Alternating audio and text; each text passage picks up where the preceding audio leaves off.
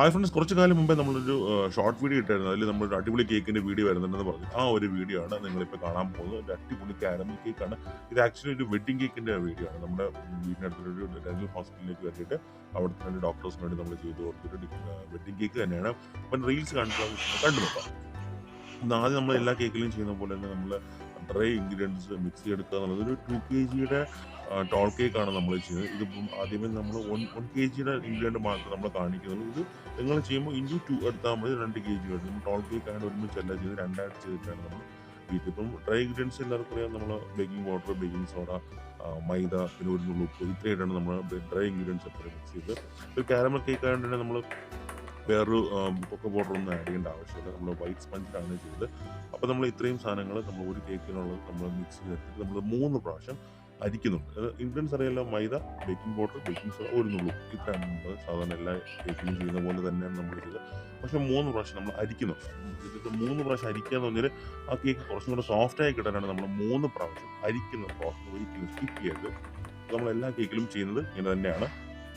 അപ്പോൾ അത് കഴിഞ്ഞിട്ട് നമ്മൾ മുട്ട പൊട്ടി. ഇത് ഞാനൊരു വലിയ മുട്ടേനെ എടുത്തേക്കുക. അപ്പോൾ ഒരു 3 എണ്ണം ധാരാളം മതിയോ.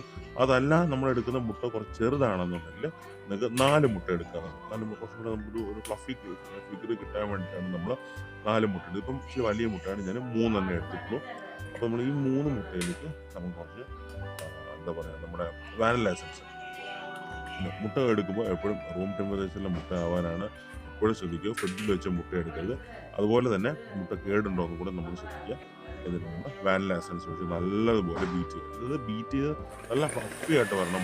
മുട്ട ഒരു ഓഫ് വൈറ്റ് കളറും കൂടെ വരും. ഇത് മഞ്ഞ കളർ മാറിയിട്ട് നല്ല ഓഫ് വൈറ്റ് കളർ വരും. അതുവരെ നമ്മൾ മുട്ട ബീറ്റ് ചെയ്യണം. നല്ലോണം ബീറ്റ് ആയിട്ടില്ലെങ്കിൽ ഈ കേക്കിൽ മുട്ടയുടെ സ്മെല്ല് വരുമെന്ന് പറയുന്നത്.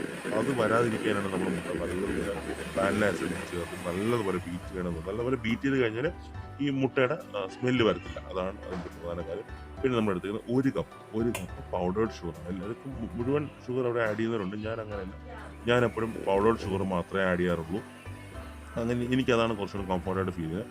നിങ്ങൾക്ക് വേണമെന്നുണ്ടെങ്കിൽ ഹോൾ ഷുഗർ ആഡ് ചെയ്യാം. ഞാനിപ്പോൾ പൗഡേർഡ് ഷുഗറാണ് ആഡ് ചെയ്തത്. അപ്പോൾ മുട്ടയും പഞ്ചസാരയും നല്ലപോലെ നല്ലപോലെ ഫ്ലഫി ആയിട്ട് എടുക്കുന്നത്. അതിനുശേഷം 1/2 കപ്പ് ഓയിൽ. ഇത് ഞാൻ സൺഫ്ലവർ ഓയിലാണ് ചേർക്കുന്നത്. ഒലിവ് ഓയിൽ വേണമെങ്കിലും ചേർക്കാം. ഞാനിപ്പോൾ സൺഫ്ലവർ ഓയിൽ എടുത്തിട്ടുണ്ട്. പക്ഷേ വേറൊരു ഓയിലും ചേർക്കും. ഒലിവ് ഓയിൽ ഓർ നമ്മുടെ സൺഫ്ലവർ ഓയിൽ, ഇത് രണ്ടിൽ ഏതെങ്കിലും ഒന്നിൽ നമ്മൾ കേക്ക് ബേക്ക് ചെയ്യാനായിട്ട് എപ്പോഴും ഉപയോഗിക്കാവും. സൺഫ്ലവർ ഓയിലും നല്ല ബ്രാൻഡഡ് നോക്കി നല്ല ക്വാളിറ്റിയുള്ള സൺഫ്ലവർ ഓയിൽ വാങ്ങിക്കാനായിട്ട് ട്രൈ ചെയ്യുക. ലോക്കൽ ബ്രാൻഡ്സ് ഒരുപാട് നമുക്ക് ഷോപ്പിലുണ്ട്.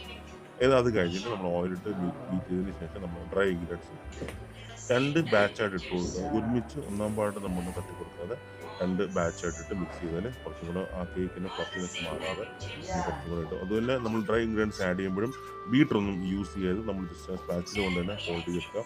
ബീറ്റർ ഇട്ട് അടിച്ചു കഴിഞ്ഞാൽ നമ്മൾ ആ കേക്കിൻ്റെ ആ ഒരു സോഫ്റ്റ്നെസ് നമുക്ക് പോയി. അപ്പോൾ അത് കഴിഞ്ഞിട്ട് നമുക്ക് സെക്കൻഡ് ബാച്ച് കൂടെ നമുക്ക് ഡ്രൈ ഇൻഗ്രീഡിയൻറ്റ് ഇതിനകത്ത് ഇട്ട് കൊടുക്കാം. മാവിൻ്റെ ഐറ്റം എല്ലാം കഴിഞ്ഞു. മൈദ എടുക്കുമ്പോഴും നമ്മൾ ശ്രദ്ധിക്കുക. ചില ബ്രാൻഡ് മൈദ നമുക്ക് കേക്കിന് ചെയ്യുമ്പോൾ നല്ല ഭംഗിയായിട്ട് നമുക്ക് കേക്ക് കിട്ടും. ചില ബ്രാൻഡ് ഒരു കാരണവശാലും നമ്മൾ പ്രതീക്ഷിക്കുന്ന ഒരു സ്ട്രക്ചർ നമുക്ക് കേക്കിന് കിട്ടില്ല. അപ്പോൾ നിങ്ങൾ എപ്പോഴും ഉപയോഗിക്കുന്ന ബ്രാൻഡ് തന്നെ കണ്ടിന്യൂസ് ആയിട്ട് ഫോളോ ചെയ്യാൻ ട്രൈ ചെയ്യുക. അതിനിടയിൽ കൊണ്ടുവച്ച് ആരെങ്കിലും പറയുന്നത് കേട്ടിട്ട് നിങ്ങൾ കേക്കിൻ്റെ ബ്രാൻഡ് അല്ലെങ്കിൽ ഉപയോഗിക്കുന്ന സാധനങ്ങൾ മാറ്റരുത്.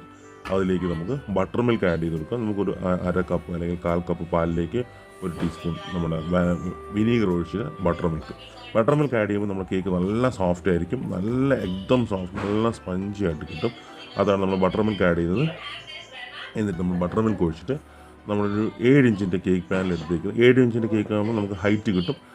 2 kg എടുക്കുമ്പോൾ നല്ല ടോൾ കേക്കായിട്ട് നമുക്ക് ചെയ്തെടുക്കാൻ പറ്റും. അപ്പോൾ നമ്മൾ ഇതൊന്ന് വെച്ചിട്ട് നല്ലപോലെ ടാപ്പ് ചെയ്ത് നമുക്ക് ഓവനിൽ കയറ്റിയിട്ട് ഒരു 180 നമ്മൾ നേരത്തെ പ്രീ ഹീറ്റ് ചെയ്ത ഓവനിൽ നമുക്ക് ബേക്ക് ചെയ്തെടുക്കാം. ഒരു 30 to 35 മിനിറ്റ്സ്. ചിലർക്ക് ഓവൻ ടൈം ഡിഫറെൻ്റ് ആയിരിക്കും. അത് നിങ്ങൾ ഓവൻ ഡിപ്പെൻസ്. അപ്പോൾ നമ്മളൊരു 30 to 45 മിനിറ്റ്സ് കഴിഞ്ഞ് നമ്മൾ കേക്ക് ജസ്റ്റ് ഒന്ന് കുത്തി നോക്കുക. വെന്തിട്ടുണ്ടെങ്കിൽ ബേക്ക് ആയിട്ടുണ്ടെങ്കിൽ തറക്കാം. ഇല്ലെന്നുണ്ടെങ്കിൽ ഒരു 10 മിനിറ്റ് കൂടി ഇരുന്നാൽ നിങ്ങളുടെ കേക്ക് ഓക്കെ ആയിട്ട് വരുന്നതാണ്. ഓവൻ ടൈമിൽ ഡിഫറൻസ് വരും. അത് കഴിഞ്ഞ് നമുക്കൊരു പാനിലേക്ക് 1 കപ്പ് ഷുഗർ ഇട്ട് കൊടുക്കാം. നമ്മൾ കാരമൽ സോഫ്റ്റ് ചെയ്യാൻ വേണ്ടിയിട്ടാണ്. അപ്പോൾ അതിലേക്ക് 1 കപ്പ് ഷുഗർ ഇട്ടിട്ട് നമുക്കത് 2 ടേബിൾ സ്പൂൺ വെള്ളം ഒഴിച്ച് കൊടുക്കാം. അപ്പോൾ നമ്മളിതിപ്പോൾ 1 കിലോ കേക്കിൻ്റെ ഇൻഗ്രീഡിയൻ്റ് റെസിപ്പിയാണ് ഞാൻ പറഞ്ഞു പോയത്. നിങ്ങൾ ഇതിലെടുക്കുമ്പോൾ ഇൻറ്റു 2 എടുക്കുക. അതല്ലാന്നുണ്ടെങ്കിൽ നിങ്ങൾക്ക് 1 kg ആണ് ആവശ്യമെങ്കിൽ നിങ്ങൾക്ക് 1 kg എടുക്കാം. അപ്പോൾ നമ്മൾ ഇതേപോലെ നമ്മുടെ ഷുഗർ ഒന്ന് കാരമലൈസ് ആയിട്ട് വരണം. അത് ഒരു ബ്രൗൺ കളർ വരുമ്പോഴത്തേനും നമുക്കൊരു 2 ടേബിൾ സ്പൂൺ അളവിൽ ബട്ടർ, കുറച്ച് കൂടിയാലും കുഴപ്പമൊന്നുമില്ല, എക്സാക്ട് തന്നെ വേണമെന്നൊന്നുമില്ല. ലേശം കൂടിയാലും ഒന്നും ചെയ്യരുത്, ബട്ടർ നമ്മളൊന്നും ചെയ്യത്തില്ല. അപ്പോൾ നമുക്ക് ലേശം ബട്ടർ ഇട്ടിട്ട് അതിന് നമുക്ക് കുറച്ച് ഫ്രഷ് ക്രീം ആഡ് ചെയ്യാം. ഫ്രഷ് ക്രീം ആഡ് ചെയ്ത് നല്ലപോലെ നമ്മുടെ ഈ ബട്ടറും നമ്മുടെ കാരമലൈസ് ഷുഗറും ഈ ഫ്രഷ് ക്രീമും നല്ലപോലെ വെച്ച്, ഫ്രഷ് ക്രീം ഇല്ലാന്നുണ്ടെങ്കിൽ നമുക്ക് വിഷമിക്കൊന്നും വേണ്ട, നിങ്ങൾക്ക് വിപ്പിംഗ് ക്രീം വേണമെങ്കിൽ ആഡ് ചെയ്യാം, കുഴപ്പമൊന്നുമില്ല. ഫ്രഷ് ക്രീം ആകുമ്പോൾ കുറച്ചും കൂടെ ടേസ്റ്റ് ഡിഫറൻസ് കിട്ടും. വിപ്പിംഗ് ക്രീം ആകുമ്പോൾ അത്രയ്ക്ക് അങ്ങോട്ടൊരു ഓക്കെ ടേസ്റ്റ് കിട്ടും. അതിലേക്ക് ഒരു നുള്ളു ഉപ്പും കൂടെ ഇട്ട് കൊടുക്കാൻ മതി. അപ്പോൾ നമുക്ക് ഫ്രഷ് ക്രീം ഇല്ലാന്ന് കരുതി വിപ്പിംഗ് ക്രീം ആഡ് ചെയ്തതിന് ബുദ്ധിമുട്ടൊന്നും വിചാരിക്കേണ്ട. അപ്പം ആ സോസ് തണുക്കുന്ന സമയത്ത് നമുക്ക് കുറച്ച് സോസ് അതിനകത്ത് മാറ്റിയിട്ട് നമുക്ക് 1 കപ്പ് പാലും കൂടെ ഒഴിച്ചു കൊടുക്കാം.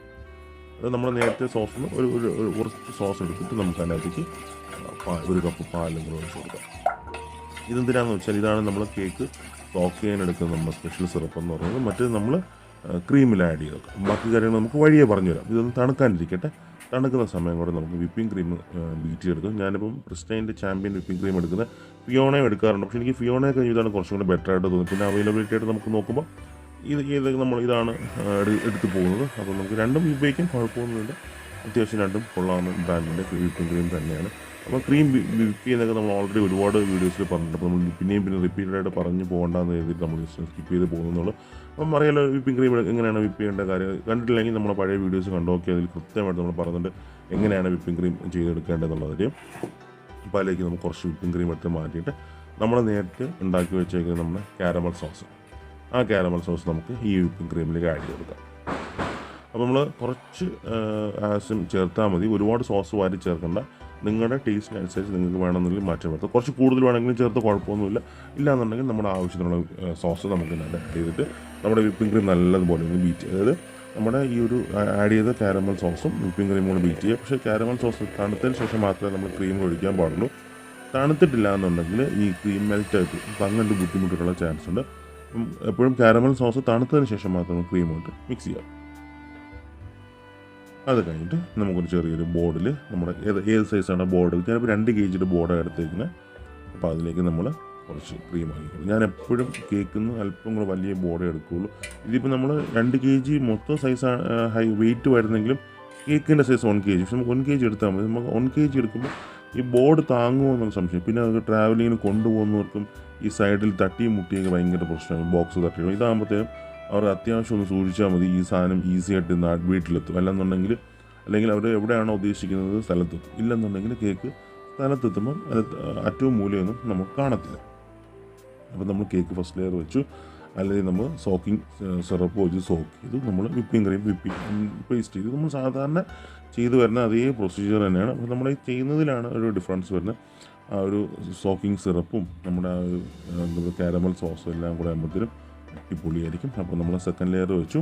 ഇതേപോലെ തന്നെയാണ് നമ്മൾ എല്ലാ ലെയറിലും അറ്റം വരെ നമ്മൾ ചെയ്തു പോകുന്നത്. ഏറ്റവും ടോപ്പ് ലെയർ വരെ നമ്മളിങ്ങനെ തന്നെയാണ് ചെയ്തത്.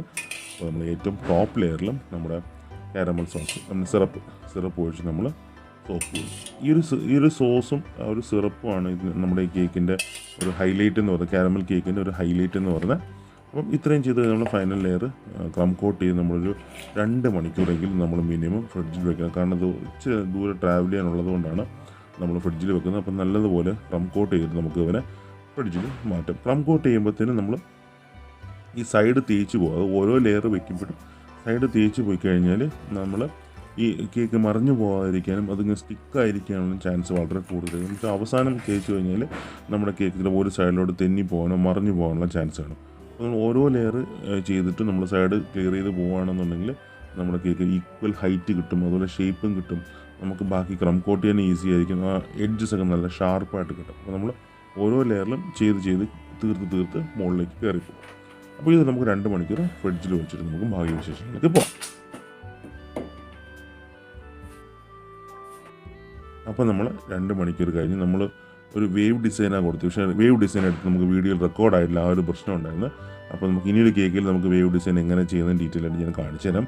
ഇപ്പം നമ്മൾ വേവ് ഡിസൈൻ ജസ്റ്റ് ചെയ്തു എന്നേ ഉള്ളൂ, റെക്കോർഡാകാത്തൊരു പ്രശ്നമാണ് പറ്റിപ്പോയത്. അപ്പം നമ്മൾ അതിനകത്ത് മുകളിൽ റെഡ് ഫ്ലവർ അവർ തന്നൊരു ഡിസൈൻ ഇതാണ്, റെഡ് ഫ്ലവേഴ്സ് വെച്ചിട്ട് ഒരു ഡിസൈനാണ് അവർ തന്നിരിക്കുന്നത്. അപ്പോൾ അവരുടെ ഡ്രസ്സിൻ്റെ കളറും ഏകദേശം ഈ ഒരു റെഡ് കളർ ഒരു തീം പറഞ്ഞിരിക്കുന്നതുകൊണ്ട് നമ്മൾ റെഡ് ഫ്ലവേഴ്സും അതിൻ്റെ കൂട്ടത്തിൽ ഈ ഒരു ഷെയ്ഡിലെ ഫ്ലവേഴ്സും നമ്മൾ വെച്ചേക്കുന്നത്. ഈ ഒരു ഷെയ്ഡ് ഫ്ലവേഴ്സാണ് അവരുടെ ഡ്രസ്സിൻ്റെ കളർ കോഡ് എന്ന് പറയുന്നത്. ഒരു മെറൂൺ പോലത്തെ റെഡും പിന്നെ ഈ ഒരു കളറും. അപ്പോൾ നമ്മൾ അതിന് മാച്ച് ചെയ്യുന്ന രീതിയിലാണ് നമ്മൾ വെച്ചിരിക്കുന്നത്. പിന്നെ കുറച്ച് ഷുഗർ ബോൾസ്, വളരെ സിമ്പിൾ ഡെക്കറേഷനാണ്. അവർക്ക് ഒത്തിരി ഹെവി അങ്ങനത്തെ ഡെക്കറേഷൻസ് ഒന്നും വേണ്ടെന്ന് പറഞ്ഞിട്ട് നമ്മളിങ്ങനെ പറഞ്ഞ രീതിയിലാണ് ചെയ്തേക്കുന്നത്. കുറച്ച് ചെറിയ ഷുഗർ ബോൾസും വൈറ്റ് ഷുഗർ ബോൾസും കുറച്ച് വലിയ ഷുഗർ ബോൾസും കൂടെ നമ്മൾ ചെയ്യുന്നത്. അതുപോലെ നമ്മൾ ഓരോ വേവിൻ്റെ ആ ഒരു വേവിലും നമ്മളിങ്ങനെ 3 ഷുഗർ ബോൾസ് വെച്ച് വെക്കുന്നുണ്ട്. അപ്പോൾ അത് ഇപ്പം ഫുൾ വീഡിയോയിൽ കാണിക്കുകയെന്നുണ്ടെങ്കിൽ ആ ഷുഗർ ബോൾസ് വെക്കുന്നതിന് അരമണിക്കൂർ കൂടുതൽ പണിയുണ്ട്. അപ്പോൾ നമ്മളത് കാണിക്കും, ജസ്റ്റ് ആ 3 വെക്കുന്നത് മാത്രമേ കാണിക്കുന്നുള്ളൂ. ഇങ്ങനെ നമ്മൾ ഓരോ വേവിലും 2 ഷുഗർ വലുത്, ഒരു ചെറുത്, 2 വലുത്, ഒരു ചെറുത്, അങ്ങനൊരു പാറ്റേണിലാണ് നമ്മൾ കംപ്ലീറ്റ് ഇങ്ങനെ വെച്ച് പോകുന്നത്. നമുക്ക് അവസാനം ടോപ്പർ കുത്താം, ബാക്കി ഷുഗർ ബോൾസൊക്കെ നമുക്ക് പതിയെ വയ്ക്കാം. അപ്പോൾ ഇതാണ് നമ്മുടെ മിസ്റ്റർ മിസ്സസ് ടോപ്പർ നമ്മൾ വെച്ചിട്ടുണ്ട്. ബാക്കി നമുക്ക് ഷുഗർ ബോൾസിൻ്റെ വർക്കെല്ലാം തീർത്ത് നമുക്ക് കേക്ക് കാണാം. ഓക്കെ, അപ്പോൾ നമ്മൾ ഏകദേശം വർക്കെല്ലാം കഴിഞ്ഞു. ഷുഗർ ബോൾസൊക്കെ വെച്ചു, നമ്മൾ ടോപ്പറെല്ലാം വെച്ചു, പൂക്കളെല്ലാം സെറ്റ്. ഇതാണ് നമ്മുടെ കേക്കിൻ്റെ ഫൈനൽ ഔട്ട്പുട്ട് എന്ന് പറഞ്ഞാൽ. അപ്പോൾ ഏകദേശം നമ്മൾ 2 മണിക്കൂറോളം ഫ്രിഡ്ജിൽ വെച്ചു. നമ്മൾ വേവ് ഡിസൈൻ കൊടുത്തു. ഇനി നമുക്ക് മാക്സിമം ഒരു 3 മണിക്കൂർ കൂടെ ഫ്രിഡ്ജിൽ വെച്ചാൽ നമ്മുടെ കേക്ക് നല്ലപോലെ സെറ്റാകും. നമുക്കൊരു അതായത് കേക്കിൻ്റെ സമയം കുറച്ച് കൂടുതൽ നമ്മൾ ഫ്രിഡ്ജിൽ വെക്കുമ്പോൾ നമുക്ക് കൊടുത്തു വിടാൻ കോൺഫിഡൻസ് കൂടുതലായിരിക്കും. ചില കസ്റ്റമേഴ്സ് വന്നിട്ട് അവർ 4 മണിക്ക് പറഞ്ഞിട്ട് അവർ 2 മണിയാകുമ്പോഴേ വിളിച്ചു തുടങ്ങും, എന്തായി. അപ്പോൾ അങ്ങനെ വരുമ്പോൾ നമുക്ക് ഭയങ്കര ടെൻഷനായിരിക്കും. അപ്പോൾ പറഞ്ഞ സമയത്തിനാണ് വന്നെടുക്കുന്നതെങ്കിൽ നമുക്ക് ഓക്കെയാണ്. പക്ഷേ 4 മണി പറഞ്ഞിട്ട് 2 മണിക്ക് വിളിച്ചിട്ട് എന്താണെന്ന് ചോദിക്കുമ്പോൾ നമുക്ക് ഭയങ്കര ഒരു ടെൻഷനും നമുക്ക് ഭയങ്കര കംഫർട്ട് അല്ലാത്തൊരു ഫീൽ വരും. അപ്പോൾ നമ്മൾ നല്ലപോലെ സെറ്റാക്കിയിട്ട് നമ്മൾ മിക്കവാറും കേക്ക് നല്ലപോലെ സെറ്റാക്കിയിട്ട് നമ്മൾ കസ്റ്റമേഴ്സിന് കൊടുക്കാറുള്ളൂ. ഇത്രയൊക്കെയാണ് നമ്മുടെ കേക്കിൻ്റെ വിശേഷങ്ങൾ. മറ്റൊരു വീഡിയോയിൽ കാണുന്നവരെ ബൈ ഫ്രണ്ട്സ്.